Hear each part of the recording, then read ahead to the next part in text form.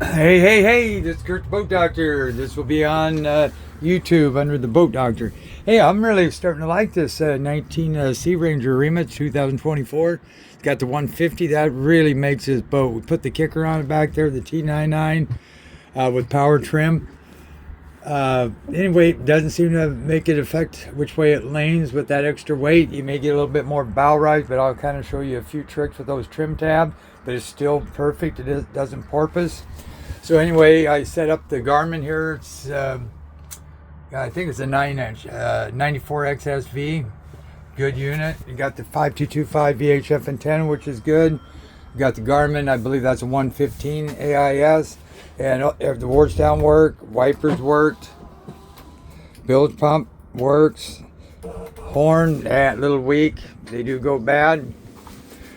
So I'll have them look at that, spray a little corrosion X on that. So what we're going to do is go ahead and fire this up. Just turn the key and go. And that fires that up. So what we're going to do is, hey, that's the seat, believe it or not, making that noise. You got a built-in siren. So what you do is you trim this down. I got the break-in time done on this. I did the 1 hour 15 break. Did the other hour mid throttle. And with a 15-minute break, there's your friction right here. On a cold start, you want to push this here and give it like, 5 pumps back and forth, then bring it all the way back, put it in neutral, raise it right here on the indentation. You'd pull that choke lever out, but now that it's warm, you want to leave it like this and just hit this start button, bring it back, put it in gear. Whoop. Give it some gas. There you go.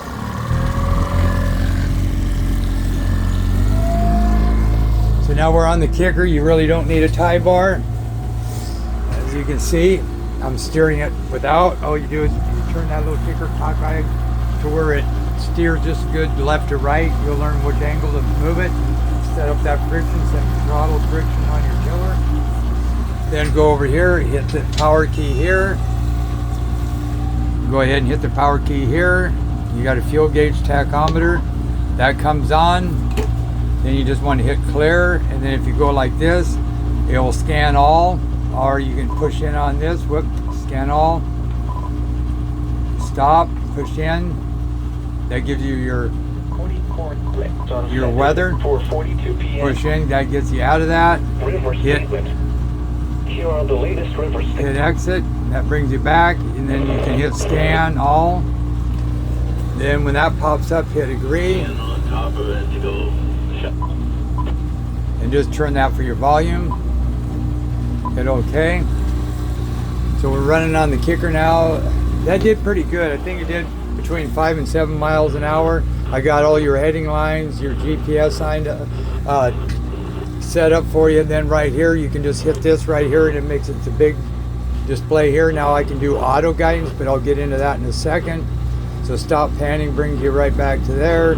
Then you can zoom right here, and that gives you your speed, course over ground depth, time of day, moving average, max speed, and so on. Here's your tides. You can just go like this, and that brings it up. Nice and big, bring back and go back. And then, so whatever screen you were on when you turn this off is how it's going to come back again. And toolbars would give you these options right here. You can put them up on the top. You can put it to the side, left, right, bottom, top. You can put these anywhere you want. You'll see them on some of the combos I made. So I'm going to hit close here.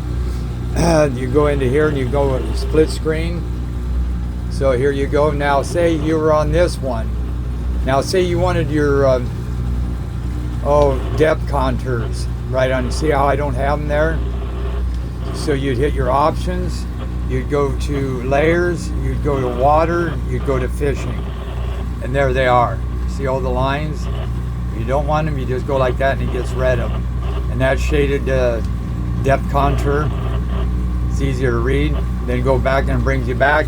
And why I have this one set up is what I can do. This has got built-in auto guidance, so I can sit here and still see where I'm at there, but I want to make a spot back where I started today. I could either follow the track line, or I could make a line there, zoom in on it. I want to end up right there. Well, yeah, let's go right here. Then what you would do is you would go make that big. You'd go auto guidance, start navigating, then go back. See how it drew a line all the way back there.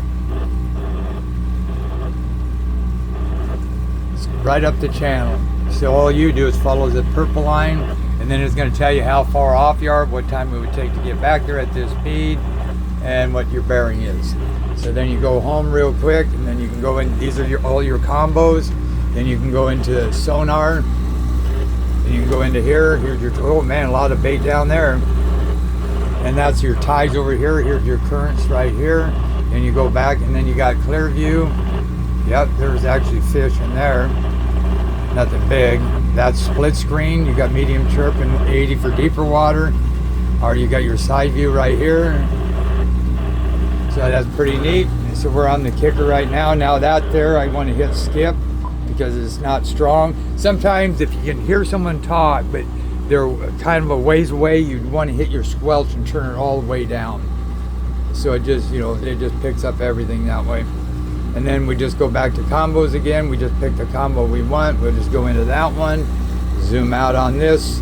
300 feet is where you want to be, like on buoys, on your plus and minus to get it more accurate.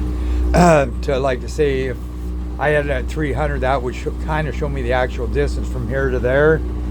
But if you have it zoomed out too far, then it can seem like you're right on top of it or way away from it. Okay, so now we're on the kicker, like I said, runs good. So then we'll go ahead, no tie bar, just put that there, hit the kill button, trim her on up, like that. Then you go over here, you go ahead and you just turn this one on, fire it up. Now I was going to show you the trim tabs. Now the motor's trimmed all the way down right now. So say you were just kind of cruising at a speed like this. Then, see, this doesn't take long to get that bow down. See how it's gradual? But say I was going at a speed like this. See how that bows up? Go ahead and push these trim tabs down. See how it lowered the bow down to where you could see? Then what you do is give it a little gas, trim the motors up. Then you can slowly bring the tabs up. And then you just push the one side to level it off, give it some power, start using your trim. Yeah, this really handles good. I'm impressed. So what you do on the trim, you want to have that just where it turns good left and right on that trim, right there. So then you can just take your hands off the wheel and it goes in a straight line. And it does need a transducer, a splash guard. That's where that spray's coming up back there. And you can actually steer with this. See how I, just with the trim. And if I go the other way, this is only if you're looking way ahead. It ain't like your trim tabs. See, I get it there. Now, with these, just these Lencos, if I push this, it's gonna go to the left. I go the other way, it's gonna go to the right. So I can steer with these. All right, Boat Doctor out.